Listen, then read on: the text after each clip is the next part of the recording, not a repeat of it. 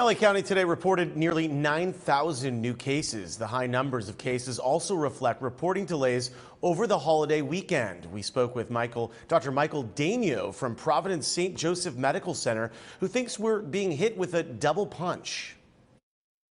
So I actually, think that we're looking at a dual epidemic, a twin epidemic right now between Delta and Omicron. I actually think that our high case rate is being driven primarily by Omicron just because it's so much more transmissible and contagious. But I actually think that the hospitalizations that we're seeing, I think those are Delta because we know that Delta causes more severe illness. And I think we would have seen this increase in hospitalizations regardless of whether Omicron came on the scene. And so Omicron hasn't completely displaced Delta, and so we're seeing the remnants of Delta causing severe illness. And so you're basically looking at a twin epidemic going on right now.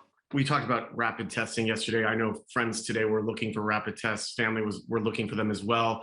Without those tests, are we really just kind of dead in the water in terms of knowing whether or not we should get together with family and friends? And then how accurate are those tests? So I think if there's a limited number of tests and you have symptoms and you were exposed, it's very likely that you do have Omicron. But I think looking at the updated guidelines we have from the CDC, I think a good rule of thumb for those that are fully vaccinated and or if you've had your booster, if you have symptoms, you're pretty convinced that you have COVID, you're unable to get tested.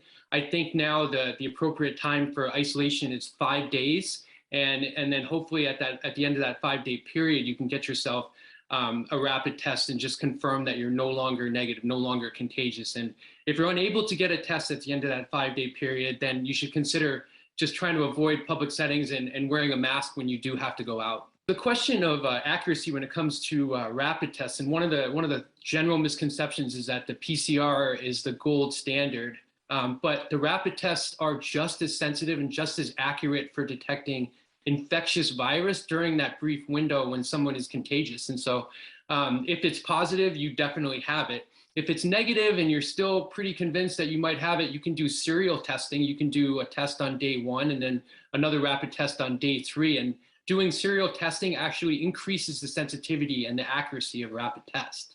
Hospitalizations, you were talking about how it would appear at this point, maybe we won't see that same surge in hospitalizations with Omicron. So I think with Omicron driving the case numbers, I think we're looking at maybe 2 to 3 weeks from now, we should see a crest in the amount of those cases based on the experience of South Africa, Denmark, and the UK, which are always, a few weeks ahead of us. But I don't think, as the experience in the UK has shown, they've had 50% less hospitalizations with Omicron relative to Delta. And so I think we should expect to see that too. And, again, I think the hospitalizations right now are being driven primarily by Delta. And also, I would imagine, based on what we talked about yesterday, it would appear a lot of the hospitalizations are from people who are not vaccinated. Right. So primarily we're seeing that, people who are unvaccinated are still subject to Delta. Delta is also a very contagious, very transmissible virus, and certainly not on the level of Omicron. But in and of itself, Delta was already very problematic for us because it was very transmissible. And so it also has that increased virulence, increased pathogenicity. So Delta, had that dual threat for being very transmissible as well as being able to cause severe illness. And so that still presents a very real threat for people who are unvaccinated. And then your op-ed, you wrote something very interesting about the role of T cells and B cellular immunity. So we all know about antibodies and, the immunity, and that's just one component of our immune system. And so over time, we expect that neutralizing antibody levels are going to wane, that they're not always going to be circulating at a high level in our body. And what we've seen with Omicron is its ability to sort of evade some of that neutralizing antibodies, but that's just the first line of defense.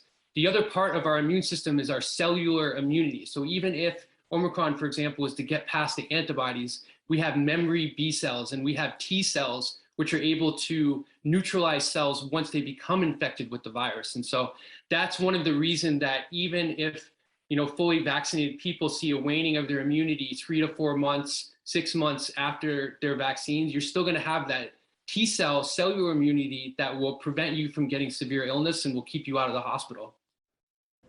And as Dr. Daigneault said, even though COVID cases are surging, Omicron does appear less lethal than other variants like Delta, especially among the fully vaccinated. He says because of that, he expects fewer people will need to be hospitalized.